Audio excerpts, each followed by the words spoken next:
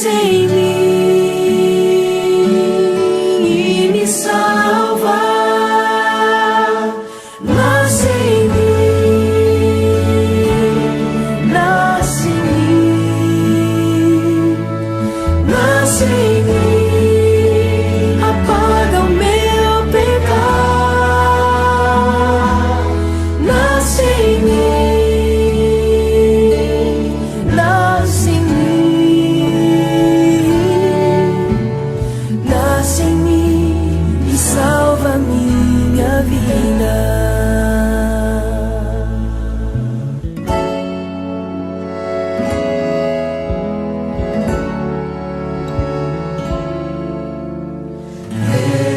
Deus ouve a minha oração, nasce em mim e me salva. Deus ouve a minha oração, nasce em mim e me salva. Nasce em mim, nasce em mim, nasce em mim, apaga o meu pecado. Nasce em mim, nasce em mim,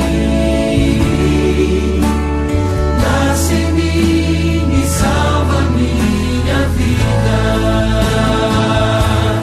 Nasce em mim, nasce em mim, nasce em mim, apaga o meu pecado. Nasce em mim, nasce em mim, nasce em mim e salva minha vida. Nasce em mim e salva minha vida. Nasce em mim e salva minha vida.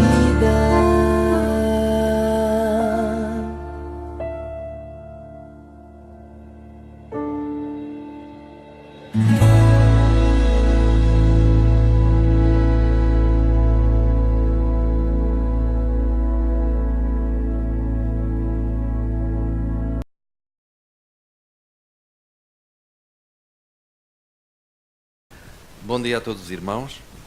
Nós vamos iniciar o comentário da lição do terceiro trimestre de 2017. É uma lição nova, uma lição que vai abordar um tema muito interessante que nós acreditamos ser de grande riqueza espiritual para aqueles que estudam a lição e para a Igreja em particular, aqui do Barreiro. E para isso nós vamos pedir a ajuda do Espírito de Deus através de uma oração. Vamos fazer uma oração. Ó Senhor Jesus, nosso Deus e Pai, nós te agradecemos nesta hora o privilégio que é estarmos aqui juntos para estudar a Tua Palavra. Nós pedimos que o Teu Espírito nos possa assistir e que Tu possas inspirar-nos, Senhor, para tornarmos este assunto claro na mente daqueles, na nossa própria mente e na mente daqueles que nos escutam. Pedimos que Tu abençoes a Tua Igreja, que Tu a faças crescer, em nome e por amor de Jesus. Amém. Amém. Pois bem, Carlos, nós hoje iremos abordar o tema da primeira lição e como o título nos mostra, ela vai falar de um personagem que nós acreditamos ser de facto um personagem extraordinário, que é o apóstolo Paulo. O título é mesmo Paulo, o apóstolo dos gentios. Exato. E é muito especial o apóstolo Paulo, é especial por muitas circunstâncias e é especial porque talvez seja o escritor, é o maior escritor do Novo Testamento e é aquele que nos mostra de uma forma mais clara, mais límpida, digamos, e mais inteligente também, podemos dizer isso, um tema que é um tema crucial para a salvação, que é o tema da justificação pela fé. E não é por acaso que este tremensário vai abordar o tema do Evangelho aos Gálatas, porque neste ano nós estamos a celebrar uma data muito especial, que são os 500 anos de Martinho Lutero. de Martinho Lutero. E, portanto, nestes 500 anos, Martinho Lutero foi uma personagem que, evidentemente, nós aceitamos que foi suscitada por Deus para mostrar, em determinada altura da história, um evento sumamente importante que foi a Reforma. E para mostrar o quê na Reforma? Para mostrar que o cristianismo estava a seguir uma via errada. O cristianismo, nessa altura, estava a pôr, em primeiro lugar, as obras no processo da salvação. Era necessário fazer coisas, era necessário vender indulgências ou comprá-las, no sentido de que com essas indulgências nós iríamos ganhar os favores de Deus. E, portanto, Lutero, inicialmente, de uma forma localizada lá na sua igreja, ele reparou que havia uma tentativa de que, com a venda das indulgências, a pessoa conseguir alcançar a salvação. E ele percebeu, intuiu no seu íntimo que aquilo não era evangelho, não era a verdade. E a partir daí iniciou um processo de estudo em que o livro aos Gálatas desempenharam para ele um papel muito importante. Exato. Porque há mesmo quem diga, para além de Paulo ter sido uma figura proeminente no Novo Testamento, há mesmo quem diga que ele foi o que eles chamam o Moisés para os filhos de Israel. Portanto, ele seguiu um caminho igual a que Moisés seguiu, de dar a palavra, dar a conhecer Cristo às pessoas. E depois o problema é que as pessoas olhavam para Paulo e viam que ele no passado tinha sido uma pessoa que reprimia os cristãos e perseguia isso tudo.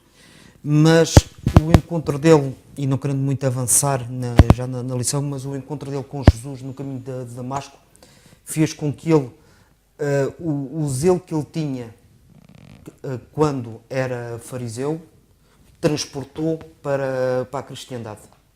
E vamos ver durante a semana que houve guerras entre a Igreja primitiva, Claro. Devido à aceitação por parte da Igreja de Paulo. A Igreja primitiva, ela construiu-se a partir de um núcleo de judeus que se converteram. E o grande problema foi exatamente este. Os judeus aceitavam e acreditavam que a Torá era a base do comportamento ou da conduta cristã. A Torá tinha sido escrita como, enfim, se falou já da pessoa de Moisés, por esse grande mestre que foi Moisés, inspirado por Deus, e na Torá estavam especificadas todas as leis necessárias à salvação, segundo a compreensão judaica. Ora bem, pelo estudo dos rolos do Antigo Testamento, todos os judeus aguardavam também o Messias. Exato.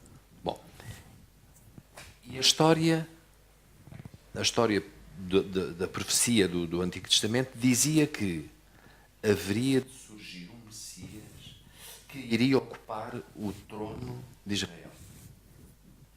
De maneira que os cristãos agora, depois da morte de Cristo, diziam que esse Messias prometido era aquele Jesus que tinha sido crucificado numa cruz. E era exatamente isto que escandalizava os judeus ortodoxos, os judeus farisaicos, como o próprio Paulo. Exato. Como é que um rei, como é que ele podia aceitar a ideia de um ungido, deste rei prometido pelos profetas, ter sido morto de uma forma ignominiosa na cruz? Era qualquer coisa que era avesso, ao contrário, ao espírito dos judeus ortodoxos, e nomeadamente dos fariseus, de que Paulo fazia parte. Era este conceito, e portanto isto para nós compreendermos um pouco por que razão é que houve este movimento, digamos, tão forte contra o movimento inicial dos cristãos. E os grandes opositores do movimento cristão foram também judeus, mesmo judeus conversos ao cristianismo, porque eles mantinham a ideia de que havia na Torá algum conceito que era impossível de ultrapassar, nomeadamente, por exemplo, o da circuncisão. Exato. Portanto, não havia hipótese de que alguém que quisesse apropriar-se da salvação fosse incircunciso, fosse não circuncidado. Isto era um conceito de que depois, mais tarde, o apóstolo Paulo, ele próprio um judeu, ele próprio circuncidado, viria a lutar com todas as forças contra isso. Não é? Mas, por exemplo, este conceito de facto era fundamental na mentalidade judaica. E a lei, a Torá, desempenhava um papel tão forte, tão poderoso na filosofia judaica, que eles não podiam de forma nenhuma aceitar que isso pudesse ser posto em segundo plano. Esse foi um dos problemas principais que levaram a todo este movimento contra dos chamados cristãos judaizantes, que eram cristãos que tinham tido uma cultura judaica, não é? Que tinham tido um ensino judaico e que agora estavam convertidos, tinham sido convertidos pelos apóstolos e que tinham muita dificuldade em aceitar isto. Quando agora aparece Paulo, já convertido, a pregar aos gentios, eles sentem-se verdadeiramente escandalizados quando Paulo diz que a circuncisão não é nada. Que a circuncisão não é nada. Isso era qualquer coisa que se escandalizava. Nós iremos depois à frente ver. E Paulo, ele, de uma certa maneira, ele descende de uma pessoa, hoje se diz que é a diáspora judaica. E ele tem as suas raízes judaicas ou cristãs, se assim pode-se dizer. E eu, pelo aquilo que eu estudei, a forma com que ele encarou a rigidez da Torá foi também devido a ter sido aluno do Rabi Gamaliel. E fez com que ele se tornasse mais duro, porque ele tinha o conhecimento total da lei de Deus. E levou a ter esta atitude, pronto, como o Mário disse, a restrição, aquela visão de que só a Torá é que é a lei, E há passagens que ele próprio esperava, como fala em Daniel 2, entre outras passagens, da vinda do Messias. E não o Cristo, seria o outro. Seria um Messias que se sentaria num trono físico. Exatamente. Os próprios fariseus, de uma certa maneira, queriam que fosse um Messias, mas que viesse em forma de homem. Exatamente. E que tomasse conta da parte material e que, de uma certa maneira, escorraçasse os romanos. Exatamente. O primeiro assunto que vem na lição do domingo, em que se fala de Paulo como perseguidor dos cristãos, não é? Reporta-nos para um episódio relatado em Atos, que é o episódio da morte de Estevão. Ele aparece aqui no capítulo 7 de Estevão. Paulo aparece como um espectador, mas não é propriamente um espectador, digamos, passivo. Nós vemos-lo aqui não como um interventor, quer dizer, ele parece que não intervém diretamente, ele provavelmente não pegou em pedras para apedrejar Estevão.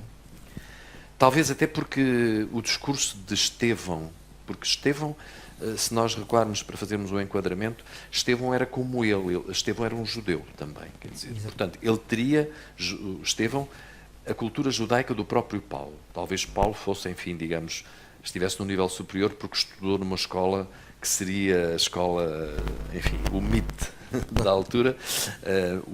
A escola mais importante era uma escola judaica, evidentemente, mas era a escola de Jerusalém.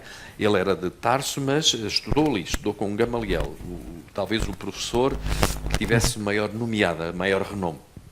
Pois bem, mas Estevão era judeu, de língua grega, mas era judeu, portanto, teria tido também a cultura judaica desde a sua infância, E agora era um homem que falava com uma sabedoria. Porquê? Porque ele estava inspirado evidentemente pelo Espírito Santo. E ele falava com uma sabedoria que deixava os seus ouvintes, segundo mesmo o relato bíblico, atónitos e com raivas, que rangiam os dentes.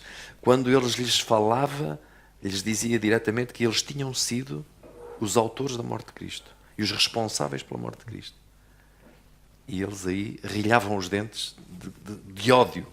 Pela maneira como Estevão dizia isto, era uma maneira muito especial que lhes tocava diretamente e que provavelmente tocou o próprio Paulo.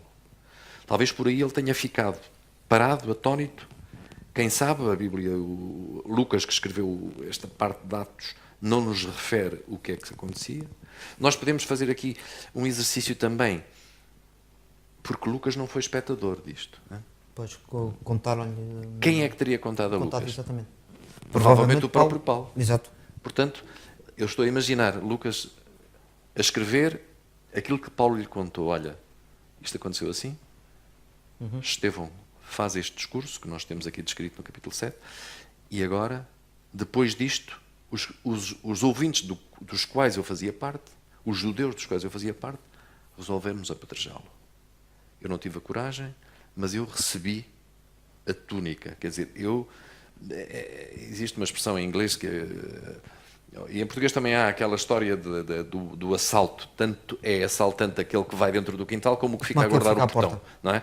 Portanto, aqui Paulo não interveio porque não teve talvez a coragem necessária ou porque ficasse impressionado com o discurso de Estevão. Quem sabe? Até já nessa altura. O que me deu a entender, após alguma pesquisa, foi que ele próprio tenha sido um dos que atiçou. E depois, ao fim e ao cabo, ele ficou na retaguarda para assegurar que Estevão era apedrejado. Embora não tivesse coragem de intervir diretamente. Muito bem. Eu aceito, realmente isto é verosímil, quer dizer, é possível. Mas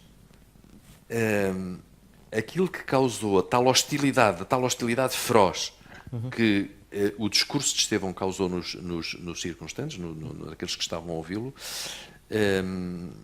deveu-se à argúcia com que Estevão falou, à certidão, à certitude, quer dizer, que ele utilizou no seu discurso, e tocou-os diretamente, quer dizer, as pessoas ficaram enraivecidas. Ele foi incisivo. Ele foi incisivo. Tocou mesmo na ferida. Tocou na ferida. E então o próprio Paulo deve-se ter enfurecido, como é evidente, e, como consequência disso, há não só a morte de Estevão, mas há depois um movimento de perseguição que leva a que o movimento cristão se tenha dispersado de Jerusalém, não é verdade? E vai acontecer um fenómeno muito interessante, é que os cristãos que nessa altura estavam praticamente sediados em Jerusalém, ainda não se chamavam cristãos, isso mais tarde vai acontecer em Antioquia, mas os cristãos têm que sair porque vão ser perseguidos. Não é verdade? Vão ser perseguidos. Portanto, o furor que levou à morte de Estevão também condicionou a primeira perseguição aos cristãos em Jerusalém. E como resultado disso dá-se a diáspora. A diáspora. É que a cristiandade tem várias fases da diáspora. Exatamente. Através das perseguições. E atualmente ainda continua a acontecer. A gente vê no caso do Médio Oriente, eles, mesmo assim, na atualidade, mesmo assim, estão a tentar aniquilar os cristãos. Muito bem, então aqui entramos agora numa parte que é um tema muito interessante, extraordinário também, que é o tema da conversão de Paulo. Que dizem que o termo conversão aqui não estará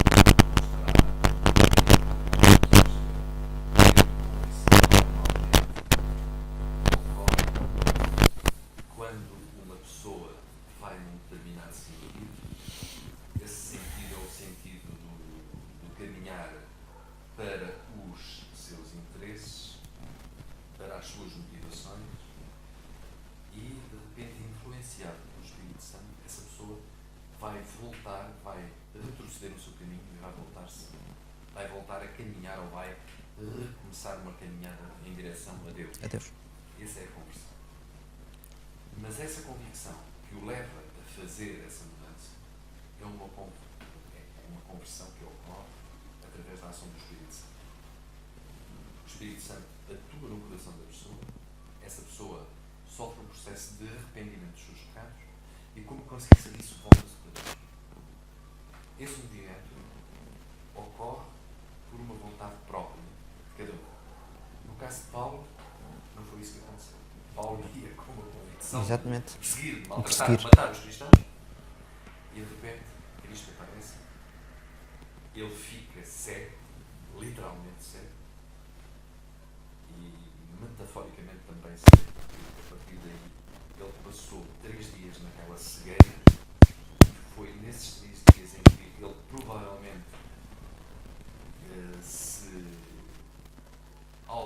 enfim, fez um exame de consciência à sua vida e percebeu que estava de facto completamente errado. E a partir daí conhecemos a história, não é? Com Ananias, etc. Uhum. Ele vai para a casa de Judas, fica lá Exatamente. e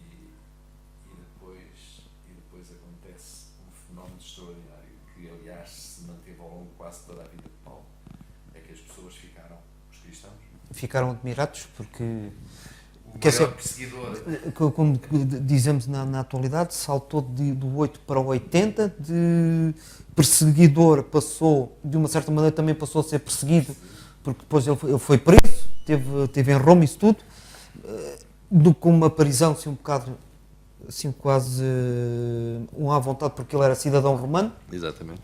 Ele era, de qualquer das maneiras, era cidadão romano. Então, foi uma... Mas mesmo assim, as pessoas... Atualmente, quando se se estuda a palavra, mesmo assim as pessoas ficam na dúvida o que é que realmente aconteceu. Se não se muda de um dia para o outro, Exatamente. de perseguidor a perseguido.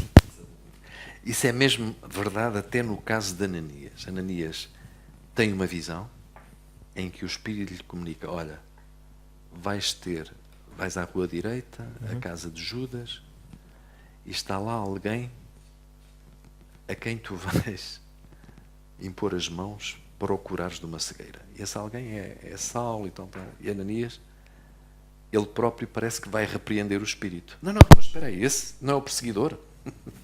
Não é?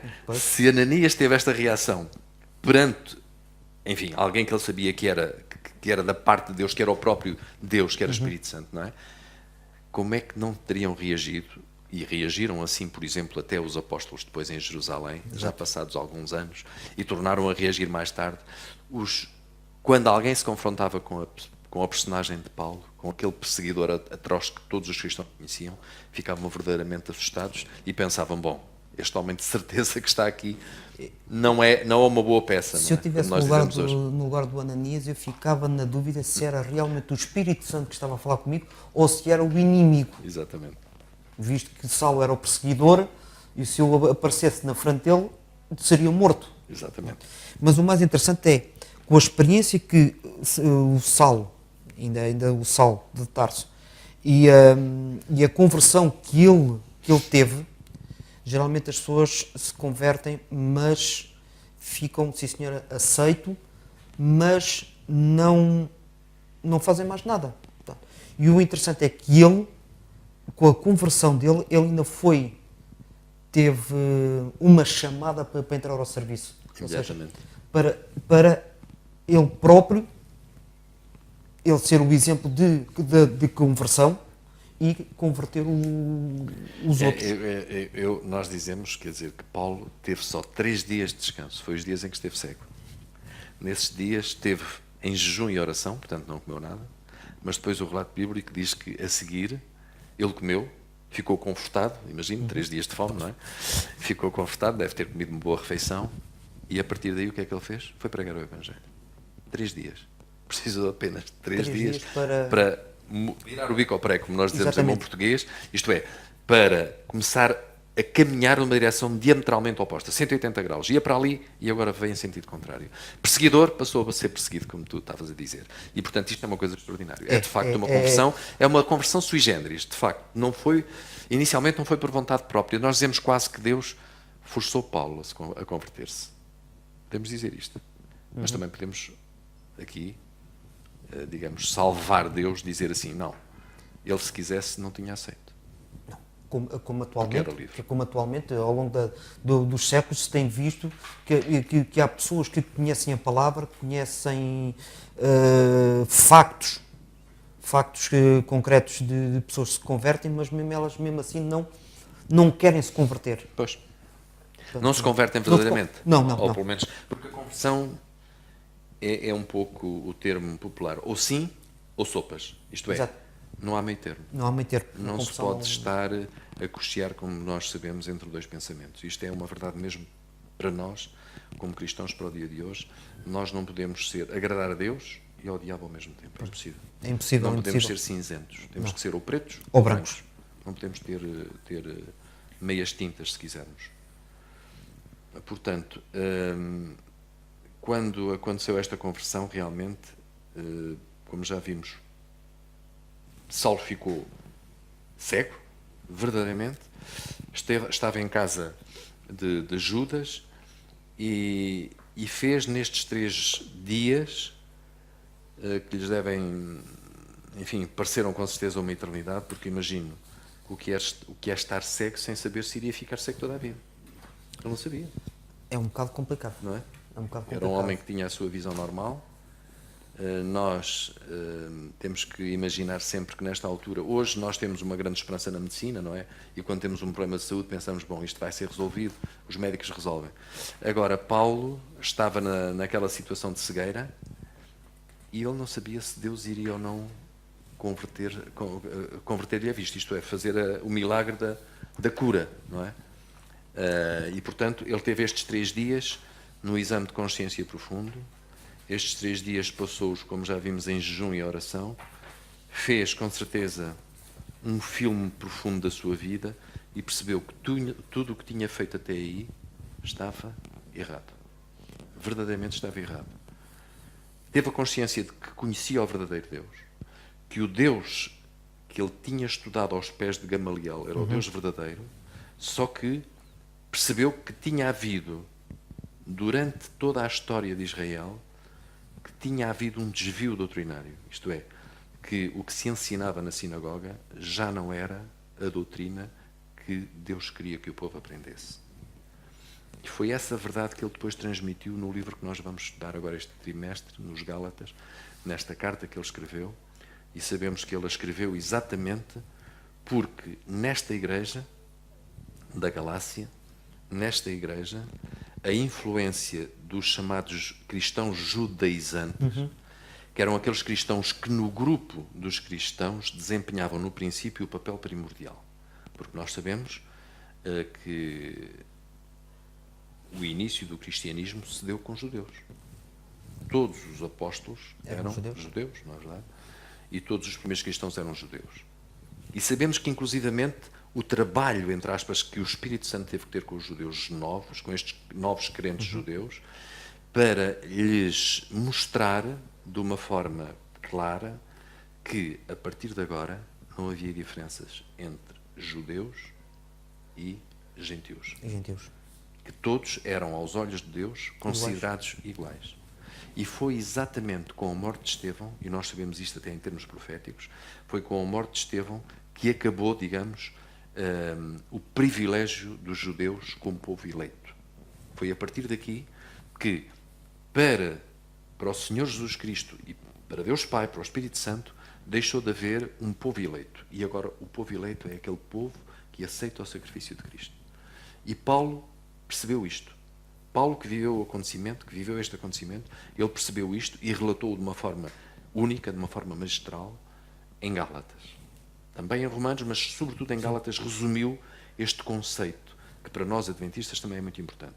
O conceito da lei em Gálatas foi um tema que, nos nossos primórdios também, nomeadamente em 1888, naquela célebre conferência de Minneapolis, em que a Conferência Geral se reuniu lá, houve 2 pregadores particulares, o Wagner e o A.T. Jones, que mostraram ao movimento adventista que se iniciava nessa altura a verdade e a importância da salvação apenas Pela fé. fé. A salvação, ela ocorre com o tema básico da verdade, que é a justificação. Nós somos justificados pela fé. Porque não vale a pena uma pessoa dizer que acredita em Cristo e no sacrifício que Ele fez e depois só estarmos virados para as obras. Exatamente. As obras. Nesse caso, recuamos ao passado do tempo de Lutero, em que se pagava através das indulgências. Exatamente. É o mesmo conceito. O mesmo conceito. O conceito sempre de que nós, através do nosso comportamento, podemos alcançar os favores de Deus. Como se as nossas obras, aquilo que nós fazemos, o nosso dia-a-dia, o nosso falar, enfim, possa, de alguma maneira, pôr-nos numa disposição de alcançar o favor da salvação. Nós sabemos que a salvação é sempre uma graça. É concedida pela graça de Deus. E é aquele termo que o apóstolo Paulo também, ele próprio, desenhou e escreveu e sintetizou de uma forma brilhante, que a salvação vem pela fé, através da graça. Isto é, a graça de Deus pode-nos permitir, e apenas ela nos pode permitir, alcançar a salvação. As obras, e a lei é importante, nós defendemos que a lei está em vigência, a lei não terminou, porque se não houvesse, se a lei tivesse acabado, evidentemente o conceito de pecado também, o pecado como conceito desaparecia, porque o pecado é a transgressão da lei. Exato. Portanto, se acabou a lei, acabou o pecado. Então já não há mais pecado, já não precisamos de Cristo. E é numa das passagens da Bíblia em que as pessoas confundem que a lei já não está vigente, é o caso de Romanos 10.4, em que diz que Cristo é o fim da lei. Exatamente. Para todos aqueles que nele creem. Pegam nesse versículo para dizer que a lei já não está vigente. Sim. Ou então acusarem aqueles que dizem que a lei está vigente, que estão debaixo da lei. Se estão debaixo da lei, já não vivem pela graça. Que é um termo que, aliás, nós vamos mais tarde estudar aqui em Gálatas também. O que é estar debaixo da lei? Nós consideramos que a lei mostra-nos o caminho certo. A lei em si não tem um poder de salvação, mas mostra-nos, é como um espelho, é aquela imagem muito correta, que é: a lei mostra quão sujos nós estamos. Exatamente. E quão necessitados temos do sangue de Cristo para nos limpar, ou do manto de justiça de Cristo para nos libertar dos pecados. Mas, porquê? Porque somos pecadores, evidentemente. O que é que nos mostra que somos pecadores? É observar a lei, que é santa, que é justa e boa. Portanto, voltando ao tema, e temos que avançar, agora com a ação do apóstolo Paulo, o Evangelho chega finalmente com toda a força aos gentios. Não é por acaso que Paulo é chamado o apóstolo dos gentios. E é de facto assim. Nesta altura nós podemos imaginar o movimento que ocorreu, a diáspora que ocorreu nos cristãos no primeiro século, após a morte de Estevão, levou-os a fugir para vários sítios. Um deles foi a cidade que ficava 500 km ao norte de Jerusalém, que fica na atual Síria, e que era a cidade de Antioquia, não é verdade? Exatamente. Antioquia era uma cidade muito especial, era a terceira cidade em importância do Império Romano. Não é? A primeira seria, evidentemente, Roma. A segunda era Alexandria, e depois tínhamos Antioquia.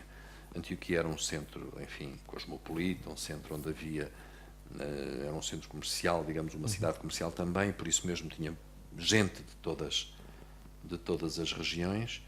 E aqui em Antioquia, os cristãos que fugiram de Jerusalém fundaram uma igreja que teve um papel fundamental no primeiro século, e não só. Para toda a cristandade, para os primórdios da cristandade, o centro foi, de facto, primeiro Jerusalém, mas depois por imposições várias, inclusivamente por causa, nos anos 70, Jerusalém ter sido destruída, começou a ser Antioquia o centro da cristandade. Nomeadamente Tiago, que, ao contrário do que, enfim, a igreja dominante pensa, que era o homem, que era, entre aspas, o Papa destes tempos, era Tiago, o irmão de Jesus. Ele era, de facto,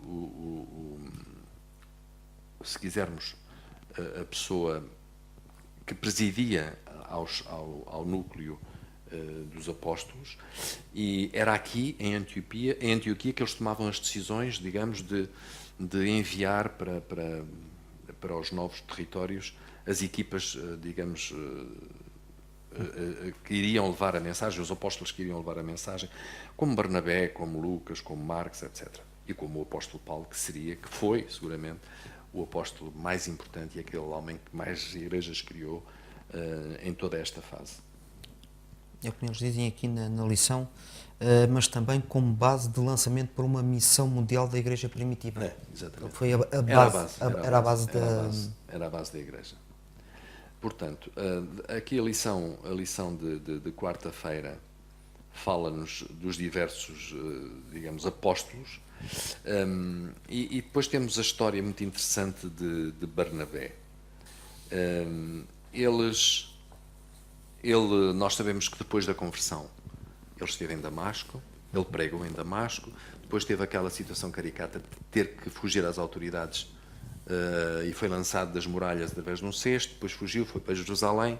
Em Jerusalém houve aquele primeiro medo, mas espera aí, este é Saulo, este ainda não era Paulo, era Saulo, este é Saulo, o que é que se passa? Este homem é o perseguidor. Então havia um certo receio. Quando depois o ouviram falar, e ele falava de uma forma, evidentemente, como um grande estudioso que era, como um grande intelectual, devia falar de uma forma muito eloquente, e depois contava as histórias das suas pregações. Portanto, nós vemos aqui que, depois de ele ter estado em Jerusalém, aliás, ele teve 3 anos em Damasco, ali nas redondezas, não sabemos bem o que é que se passou, depois foi para Jerusalém e voltou para Tarso, para a sua cidade natal. E depois, quando Barnabé o foi buscá-lo a Tarso. O que é que ele teve a fazer este tempo? Bom, Tarso era a cidade natal dele. Exato. Ele conta várias histórias da sua vida, diz que foi deserdado da família, provavelmente, não sabemos, mas há muitos escritores que dizem que a mulher o terá abandonado também, porque ele seria casado. Sim. Há relatos, há uma ou outra passagem que diz mesmo que ele até tinha irmã e tinha o sobrinho, que até foi o sobrinho que o foi avisar de que ele ia ser preso. Exatamente. Portanto, era aqui que ele tinha a sua família. Ele esteve aqui 5 anos, mas seguramente que esteve aqui e não parou de pregar, que era aquilo que ele fazia sempre. Pois bem, mas é aqui que Barnabé se vai juntar a ele e o vai trazer para a Antioquia. Portanto, a partir daí, ele, enquanto esteve aqui estes 5 anos, pode ter andado... O texto diz-nos que ele deve ter evangelizado a Síria, a Cilícia, não é verdade? E que foi, talvez, aqui ele passou muitas dificuldades porque foi deserdado pela família, provavelmente teve um problema de... Provavelmente aqui terá sido a altura em que ele começou a desempenhar uma profissão, porque ele era um homem de posição social elevada, provavelmente não precisaria trabalhar, viveria apenas dos seus rendimentos ou de família, mas a partir daqui ele teve passar a ter uma profissão, ser construtor de tendas, como mais tarde a gente vem a descobrir, não é? Então, sabemos que Barnabé o foi buscar, digamos, a Tarso. O próprio Barnabé também era, digamos, era um homem de Chipre. Exatamente, de Chipre. E havia vários outros, como o Lúcio, que era de Cirene, o Paulo, exatamente. Vieira da Cilícia, Simão, provavelmente seria de África. De África, exatamente. Portanto, vê-se mesmo que ele fez convergir sobre ele todos os gentios que andavam à procura de Deus. Exatamente. Ora bem, ele era um homem de grandes convicções, nós sabemos isso, vemos isso pelos seus escritos, vemos isso pela sua história, vemos isso pelo relato que Lucas faz em Atos da personalidade de Paulo, a personalidade de Paulo que se confronta muitas vezes, que vai discutir com Pedro, que vai discutir por causa de Marcos, por exemplo, com Barnabé, enfim, ele era um homem de grandes convicções. Vemos isso desde a perseguição aos cristãos. Evidentemente o caráter modificou-se, mas nós sabemos que os traços ficam. Sim. E que ele era um homem de difícil mais fácil de quebrar que torcer, como nós dizemos vulgarmente. Portanto, temos esta ideia da personalidade de Paulo. E agora vemos que ele, na lição, na parte final da lição, o problema volta a ser sempre o mesmo. Era o conflito que existia nas igrejas, na igreja primitiva, por causa das tradições que os judeus queriam que continuassem na igreja cristã. O caso da circuncisão. Por exemplo, a circuncisão, que era uma coisa que era para o judeu, havia assuntos que eram indiscutíveis, quer dizer, que não se discutiam nunca. Um deles era a circuncisão. Se tu queres ser cristão, se agora a verdade é o cristianismo, ok, tudo bem, mas temos que nos circuncidar, porque senão não temos a aprovação de Deus. Porque nós temos a circuncisão era a marca que tinha sido dada a Abraão e, portanto, exatamente, a partir daí qualquer homem de Deus tinha que ser circuncidado. Hoje, na nossa cultura, nós temos meios mulheres, não é? Mas naquela altura, o que contava era os homens. E, portanto, a circuncisão era fundamental. E, a partir daqui, Paulo, um homem circuncidado, vai começar a pregar contra as obras e, nomeadamente, a circuncisão. Vai dizer-nos assim, atenção, hoje a salvação, nós sabemos, porque Deus nos mostrou, a salvação vem pela graça, pela aceitação do sangue de Cristo, pela aceitação por esta verdade. Nós convertemos-nos e a partir daí somos salvos pela graça, através da crença, da fé que nos traz a salvação de Cristo, a morte de Cristo na cruz. Portanto, é a morte e a aceitação da morte de Cristo na cruz em nosso lugar, desse sacrifício expiatório, que nós temos acesso à salvação. E, portanto, o que fazemos ou o que deixamos de fazer é secundário. O que nos salva é exatamente a fé. Exato. E esta é a grande mensagem que o apóstolo Paulo tem trazer à igreja.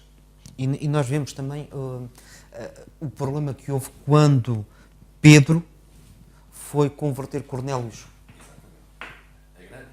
Pedro, é muito interessante essa passagem de Cornélio, porque Pedro precisou dela para ficar impressionado, porque Pedro era muito difícil. Muito difícil, ele era... Ele tinha tido também, ele era da tradição, evidentemente, era um ortodoxo, não teve provavelmente a mesma, digamos, instrução, evidentemente, que o apóstolo Paulo, mas era um homem que ele, inclusivamente depois da passagem com Cornélio, ele ficou espantado porque Deus lhe mostrou que o Espírito Santo também foi da sua... Ele observou o Espírito Santo ser lançado sobre a cabeça daqueles homens que estavam na casa de Cornélio, não é verdade? Ele ficou impressionado com isto porque nunca imaginou que os gentios pudessem receber o Espírito Santo. Ele nunca imaginou isto. Mas Deus mostrou. Depois mais tarde disse isso aos irmãos, meus amigos. Eu percebi que aquele lençol de carnes imundas que Deus me mandava comer foi, digamos, uma maneira de Cristo me impressionar com o facto de que não existe nada imundo, nada comum ou imundo, nada no sentido de que os gentios não são imundos, nós temos que ter com eles o mesmo trato que temos para com os nossos irmãos judeus. Não há diferenças. Não há diferenças. E esta verdade tão simples que causou um monte de problemas no início da Igreja Cristã, foi presenciada, vivida, experienciada pelo apóstolo Pedro e particularmente por Paulo, que ensinou isto a toda a gente. Mas Pedro, sabemos que mais tarde volta a ter um comportamento dúbio quando Sim. Paulo o repreende. Porquê? Porque ele não ia à casa dos gentios se tivessem judeus presentes, para não escandalizar os judeus. Exato. E Pedro, Paulo, aliás, assim percebeu que isto acontecia, vai falar de uma forma aberta, desmascarar, se quiserem, o apóstolo Pedro. Pedro, tu não podes fazer isso. Ele teve coragem de dizer isto assim diretamente, não é verdade? Pedro, tu não podes fazer isso. Tu não podes considerar um gentio diferente do judeu. Se ele é irmão, é igual. Portanto, tu tens que estar em casa dele como estás em casa do judeu. Mas era aquela ideia que Pedro tinha da sua mentalidade, da sua cultura ortodoxa, de que, no princípio, por isso é que ele não queria ir à casa de Cornélio. Nunca ia, um judeu não entrava em casa de um gentio. Mas o Espírito Santo obrigou-o. Porque o próprio Jesus deu esse exemplo. Exatamente. O próprio Jesus deu esse exemplo. tantos ao exemplos. coletor de impostos Exatamente. que foi comer lá à casa dele. À mulher sirofenícia, Exatamente. à mulher samaritana, Ele aos imundos que ele tocava, Sim. aos leprosos que ele Leprosos. tocava.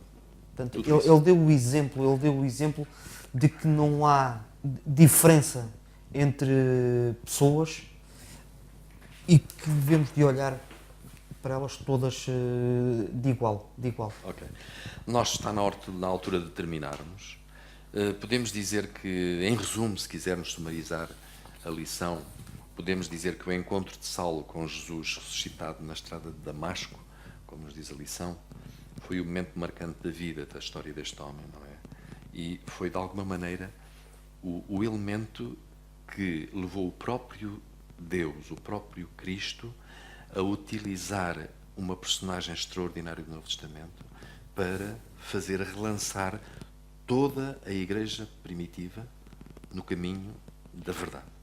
Foi este homem que conseguiu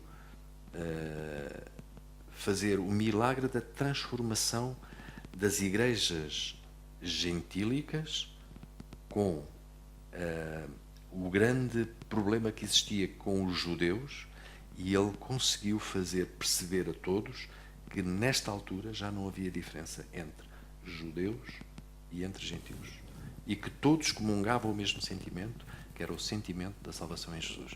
Nós hoje na nossa igreja podemos aproveitar este espírito de paulino, de que, independentemente das nossas maneiras diferentes de viver, independentemente daqueles irmãos que vêm do catolicismo, ou que são adventistas há várias gerações, ou que vêm de outra denominação qualquer, ou que não vêm de denominação nenhuma, não há diferenças nenhumas. Para Deus, não interessa de onde vimos, interessa para onde vamos. E vamos para a salvação em Jesus Cristo, para esta grande verdade que é a salvação através do sacrifício de Cristo. Independentemente de nós considerarmos que a lei continua em vigor. A lei não nos salva, mas dá-nos o conhecimento do erro que nós estamos a cometer e da forma como nós, ao reconhecermos os nossos erros, indica-nos o caminho para nós nos indica-nos verdadeiramente o caminho para Cristo. Mostra-nos o erro e ao mesmo tempo indica-nos o caminho. Portanto, é esta, digamos, o sumário da lição desta semana, e ao mesmo tempo isto desperta-nos com certeza o interesse para estudar nas próximas semanas os temas diversos que nós vamos abordar, e penso que este é um tema muito importante para a nossa Igreja, uma vez que nós temos a lei, e tendo a lei como válida, nós corremos sempre o risco que cometeram os primeiros judeus, que é considerar a lei tão importante que substitui o sacrifício de Cristo. E isso não pode ser na nossa vida. E se nós tomarmos bem atenção às cartas que estão no Novo Testamento, elas estão dirigidas a nós. Claro. Dirigidas mesmo a nós. Nós é que dizemos, bem, isto foi escrito para o passado, isto está no passado, não nos interessa. Mas interessa-nos. Interessa-nos porque bastante. é importante. E quando nós lemos as cartas, nós nos revemos nelas. Exatamente. Nelas. E particularmente nestes 500 anos da Reforma, eu penso que estas cartas aos Gálatas e depois aos Romanos são de facto escolhidas e são um tema fundamental para nós revermos as nossas doutrinas e nós assentarmos bases na nossa fé. Possa ser esta a nossa experiência, a minha oração para nós e para vós também. Obrigado.